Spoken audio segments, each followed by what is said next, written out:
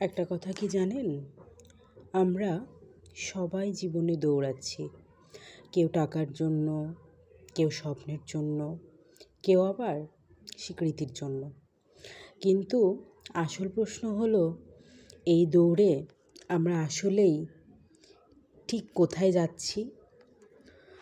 মানুষ ভাবে সাফল্য মানেই অনেক কিছু অর্জন করা, কিন্তু সত্য হলো সাফল্য মানে হচ্ছে নিজের ভেতরে শান্তি খুঁজে পাওয়া।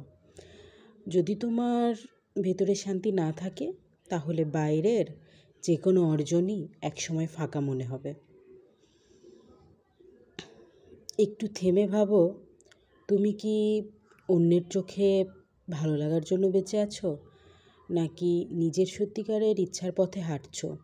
কারণ একদিন এ জীবন থেমে যাবে, কিন্তু তোমার বেছে নেওয়া পথই বলে দেবে তুমি কেমন মানুষ ছিলে।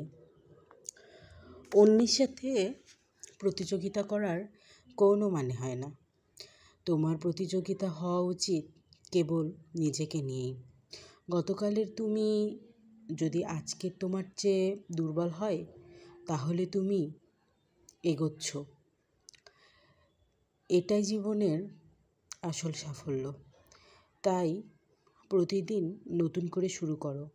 ভুলকে ভয় পেও না, কারণ ভুলই শেখায় অন্যের মতামত নয়। তোমার ভেতরের কণ্ঠকে শোনো।